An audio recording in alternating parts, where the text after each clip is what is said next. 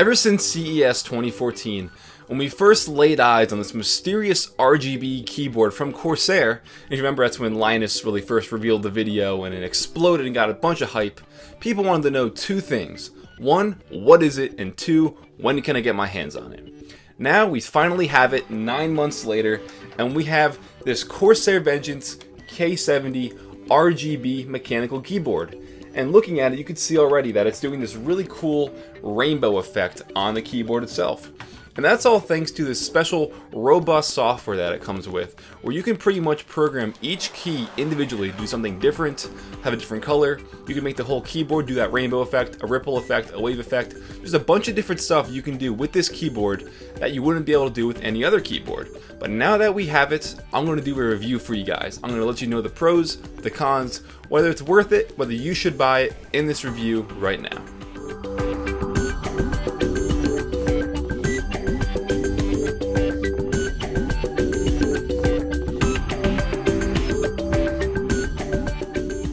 This Corsair Vengeance K70 RGB mechanical keyboard is the next keyboard in the Corsair Vengeance product line. Now, just looking at it off a quick glance, you're really not going to notice a big difference between this keyboard and the previous Corsair Vengeance keyboards. However, that all changes when you plug it in, you get the software going, and then you enable the 16.8 million LED lights inside that really bring this keyboard to life. And that is the main selling point.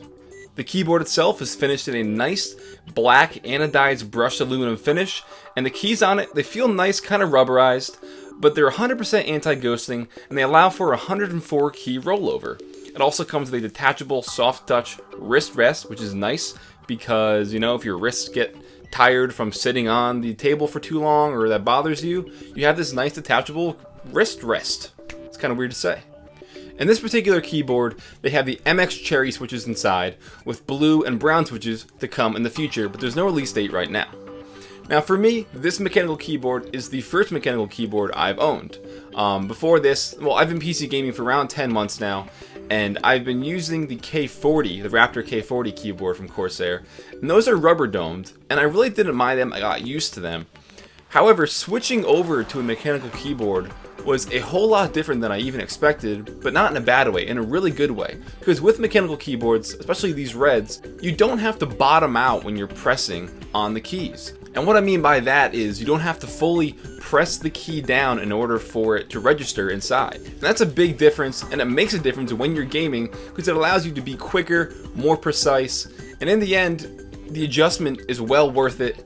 And I never really thought I would like a mechanical keyboard, but this one really got my attention. I'm glad I picked it up, and mechanical keyboards are actually pretty cool, and this one with the LEDs is obviously giving the argument for one of the coolest keyboards of 2014. Before I get too far ahead, because I just mentioned it, I wanted to show you guys the difference when you're switching to a mechanical keyboard with the red switches with the point of actuation when you're bottoming out on a key. So you can see here I'm pressing down the W key around halfway, and it's still registering that I'm typing around, what, I'd say 20-30 times. Then here I bottom out, and it's still, you know, it's still registering as a key press. And this is great for gaming because it allows you to double, triple your moves in no time. But the problem is it's not that accurate when you're typing.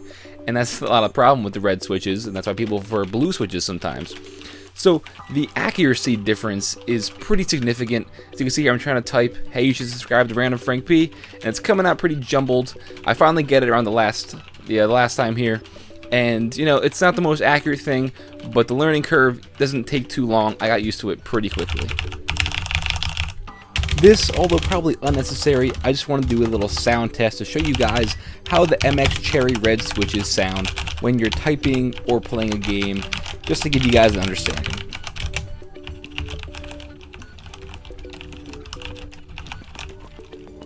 Now you're probably saying to yourself right now, okay, show me the keyboard, show me the LED lights. And I will, but first I have to show you what makes that possible, and that is this program, the Corsair Gaming software. Now it's kind of confusing right off the bat, but you'll have to get to learn it yourself, just fully put it to the test, and this is what's going to help you make a bunch of crazy different lighting effects, a bunch of different cool waves and ripples and stuff. That's going to make your keyboard unique and make it the way you want it, and that's why people really want this keyboard.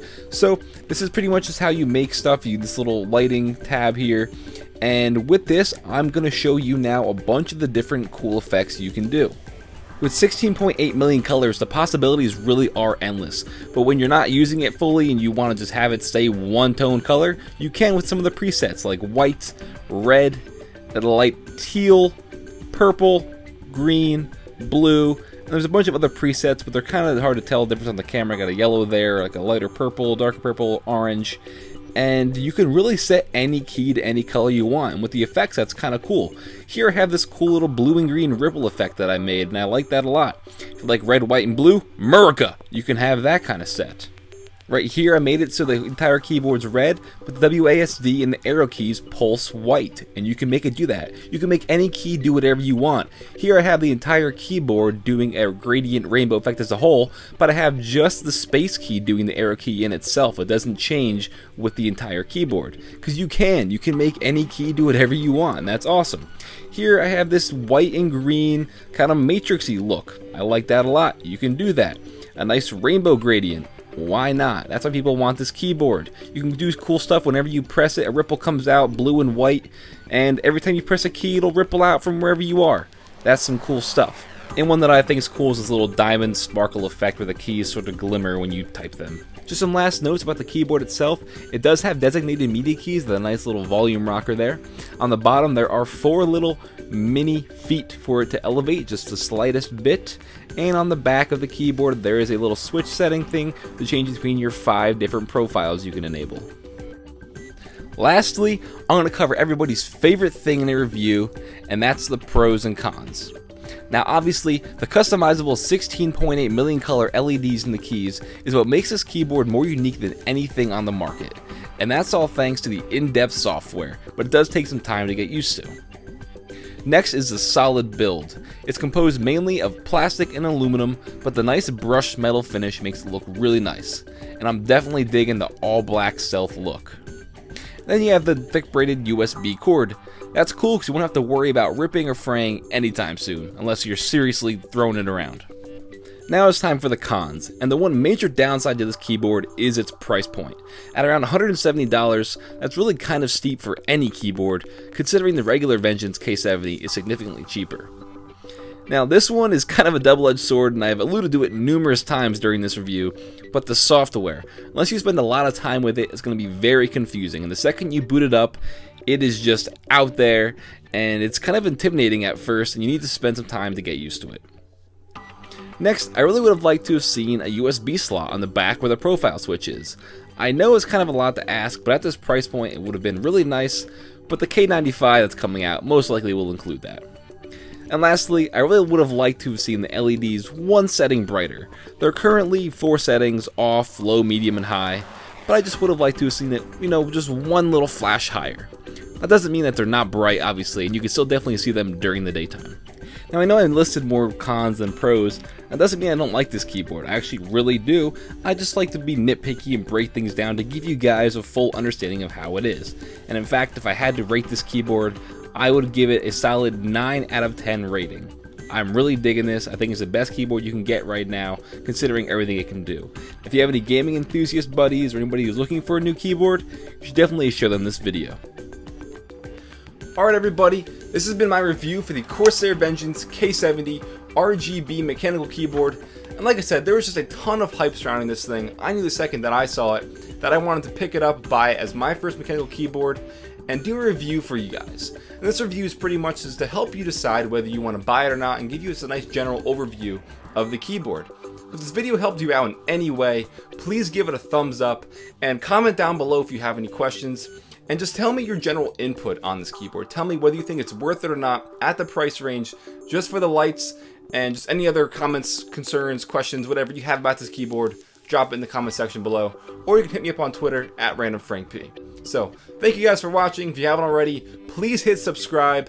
I have done a ton of tech reviews in the past. I got a ton more planned for the future, and you might like some of the videos that I do. Who knows? Well, like I said, I'm Random Frank P, everybody.